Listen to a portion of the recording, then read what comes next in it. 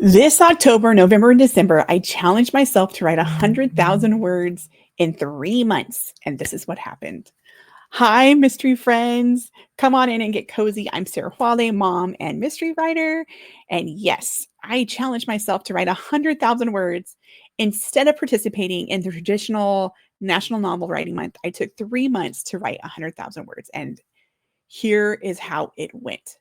So I started off with a bang, and I started off with a book 4 of a series that I've already know and love. Um, and I blasted through that and was done with that by the end of October. It was amazing. I loved it. I was on a good pace, in a good flow, with a good frame of mind.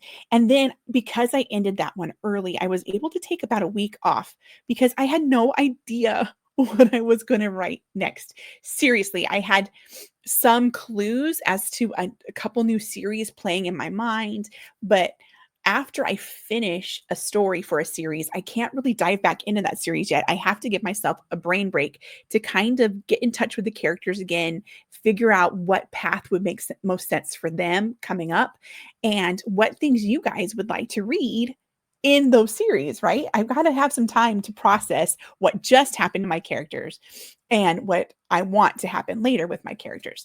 Plus, during revisions and edits and stuff, things can change and morph. And I don't want to go on to another book in the same series and have to go back and rewrite it because I decided to name somebody something different or cut out a whole scene and it have been relevant to the next book and it not make any sense. So I don't go on in the series. So I had to come up with a new series to write. Thankfully, I had already played around with book covers and book ideas, and I knew the series I wanted to write, but I had no idea the mystery I wanted to be involved in that series. I budgeted that series to be about 40,000 words per book because I know I write on the shorter side, but with my Honeypot mystery series, I my books were about 50,000 to 70,000 words per book, which is kind of normal average for cozy mysteries and mystery novels. But with my Penny Nichols series, they're only about 30 to 35,000 words a piece. I like that because they're short and I feel like you can binge a couple in a weekend and not feel overburdened with having to come back with it the next weekend. It's more like playing episodes on Netflix than it is sitting and actually reading an intense novel. I plan them that way on purpose. So when I went on to series number 2, the brand new series, I had budgeted 40,000 words. To my utter shock, I was done writing that book, the story I needed to tell, at less than 30,000 words, bringing my total up to about 67,000 words for my challenge. So again, I finished a series that I didn't really, not a series, a book in a new series that I really did intend to finish, but didn't intend to finish so quickly. And I had quite a bit of words left. That means I had to brainstorm a whole new series to get my brain going so that I could start writing again. So I did give myself about a week off. Thankfully, the new series that I was going to write, I had already written a prequel for. So I knew the characters a little bit. I knew the town they lived in. I knew the mystery that I kind of wanted to play with them, but I didn't know who the killer was, which often happens when I'm writing. And I didn't know exactly the setup I wanted to have for this mystery. Thankfully, after about a week of thinking over and playing with it, and basically when I'm playing with it, I just kind of make mind maps all over the place. On whiteboards is the best place for me. I think better with a whiteboard marker in my hand for some reason, but they wipe away. So the next best thing is Sharpie and printer paper. And that's what I do. I just mind map, and most of the mind maps I don't even use. It just gets all my thoughts out to where I can figure out what it is I want to happen in this book series. I'm making sure my mic is on because for some reason it's been a long time since I've been on here and I feel like a complete loony. And I'm sure I look a wreck. You'll understand in a minute why, but yeah. So I just wanted to make sure I had my mic on so I didn't have to re-record because I don't like editing. So here we are. So I'm looking forward to doing book 1 in the third series that I've been writing since October. And because I am I don't really consider myself type A but I do push myself to exceed expectations when I have a goal in mind. So it's like the first week of November, the second week of November. I finished two books, and I'm about 67,000 words in. So I've got at least 23,000 more words to write before I finish this goal that I've set for myself. Now I have all the way to December 31st to finish this goal and still win the challenge, right? But no, that wasn't good enough for me because I want to take December off from writing. I always like taking December off from writing because I tend to get sick in December because my son, the last 2 Decembers has starred or been in a community theater play, and that requires driving him to locations, that requires dress rehearsals, and I hit up every performance that I can, so that's 3 nights of performance. I also know that my daughter is now working, so those are times where, I'm gonna be dropping her on and off and trying to fit in his schedule. Then I've got my husband and all the Christmas things that we wanna go do, you know, all the traditions we want to fit in and a whole new work schedule for him. So instead of giving myself the whole extra month that I was normally that the challenge has set up, I decided I'm going to try to get all this done, 100,000 words by Thanksgiving.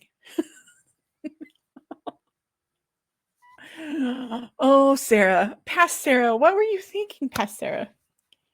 So I did it. I was able to write 100,000 words and then some by the cutoff date of Thanksgiving. Now, once Thanksgiving came, my brain was toast. I was done. I think I finished 2 days before Thanksgiving. I was done. I was toasted. I could not think anything else. I actually stopped in the middle of a manuscript, which I hate doing because now I have to go back and reread it and get back in the groove of this manuscript. But I stopped because I'd hit my goal. I think I got to 101,000 words. Uh, but during those 101,000 words, I wrote nearly 3 separate stories. Nearly. 2 were new series completely. So I'm really proud of that accomplishment. I'm really astounded that I'm able to pull that off. It really does tell me in my heart of hearts that when homeschooling is finished, which is coming up soon, and my son is able to drive himself to, excuse me, I got a hiccup, to work, and my daughter is on a different kind of schedule because of her work, and it won't be school and like hours going to school. Um, I might be okay doing this full time. I might be all right. Like I might be able to pull out more words. I have a heart goal of 50 books published by the time I turn 50, but that gives me 5 years to write and publish 30 books. That's a lot. That's 6 books a year, and my max is 4 a year, um, published and everything. I'm not sure I'm gonna meet that goal. I'm kind of thinking to be sweeter to myself, 55 by 55 would be a better target because that's more me. That's more the pace I work out. However, I was able to pull out 3 books in 2 months. Now, they're not edited. Well, one of them is now and is coming out in 2 weeks, but they're not edited for the most part. One of them isn't even complete. Um, I haven't submitted them to beta readers or alpha readers yet, so there's still a lot of work to be done. In fact, even if I can compose a manuscript in a month, it takes me additional 2 to 3 months to get through the editing process, the revising, the alpha readers, the beta readers, the copy editor, and the proofreader. And that doesn't mention cover and marketing and advertising and letting you guys know all about it before it comes out. So there's still quite a bit of work to do on those books. In fact, it takes more time, double the time, sometimes triple the time than just writing the manuscript. But it did my heart good to see that I could accomplish this goal. Now, do I think this hitting this goal and mark was worth it? I don't know. I'm really proud of myself. Would I try it again? Possibly. The thing is, I got really sick right after completing this goal. Now, I know writing, at least for me, is sedentary. I don't stand up. I can't concentrate when I stand up to write. I've tried. I have a rising desk and everything. I can't walk while I write. Um, it it turns off the side of my brain I need in order to write. Now, I can while I'm editing, I can do like I have a little bicycle for under my desk. I can do that while I'm editing. I can do that while I'm making ads. I can do that while I'm doing a lot of other things in my writing business, but I can't create and move at the same time I need to type. I've tried doing some dictation and I don't think I'm very good at it. I might keep practicing that a little bit. Maybe I could do that on a treadmill, but for right now, the manual typing on the keyboard, I can't do and focus on moving my body at the same time. I just can't. I can't cross those wires for some reason. Maybe that'll improve later. So I wasn't overexerting myself physically. I was sitting, I was on the couch, mostly at this desk, sometimes in my bed, sometimes outside. I was getting sun. I was taking vitamins. I was also still teaching. I was still teaching at the co-op I teach at. I was still doing homeschool. I was driving people to and from work, to and from everything else. So it could have been all of that mashed together, but I think the pressure I put on myself amplified my ability to get sick by depleting my immune system because I would push so hard and would stress so much about it that I'm not sure it was worth it because I was sick for nearly 2 weeks. Actually, I was well in 2 weeks, but had the lingering cough still for another week. So I barely, that took us right after Thanksgiving. I got sick. That took me into the first week of December because Thanksgiving came late this year. So the first week of December, the second week of December, and I was barely well enough as far as I wasn't going to cough. I was well, but I still had a lingering cough. The lingering cough had slowly gone away just in time for my son's play on like the December 19th. So most of my December was gone. I was not able to go do a lot of our traditions, a lot of the things I wanted to do because those are at night, and at night I would feel worse. And if I stay out late at night, I know the night air is not supposed to be any worse for you than other air. At least that was what my reading has told me. But for me, it triggers all kinds of allergies because things bloom at night that I'm not used to. And so I get sick, which is why I kind of look a bit of a mess. Like I haven't gotten my hair cut like I might have because I was sick for these 3 weeks. I haven't taken care of like other things on my face because I was sick for that amount of time. I am still I'm well, but I'm kind of in recovery mode because at any minute, if I'm out too late or do something too much, the lingering cough can come back. So I'm guarded against that. I'm drinking hot coffee, hot tea. I am using oils. I'm using vitamins. I'm doing all kinds of stuff to try to stop it from reoccurring again, because that tends to happen when I get really sick and have to go in for medicine. It reoccurs. So I have to really guard myself and be really careful with myself. So if writing that much in that amount of time really was what depleted me, that I'm not sure it was worth it. Literary wise, it totally was. I have made new friends because my characters are my friends. I have a new book coming out January 16th. So that will be Corky #3, and it's called Up Shiatsu Creek.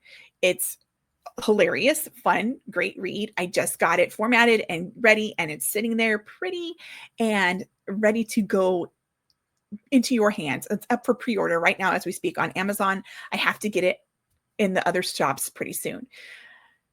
After that, I already have one of those manuscripts being in the hands of my alpha readers right now, being read again from other eyes besides mine for the first time.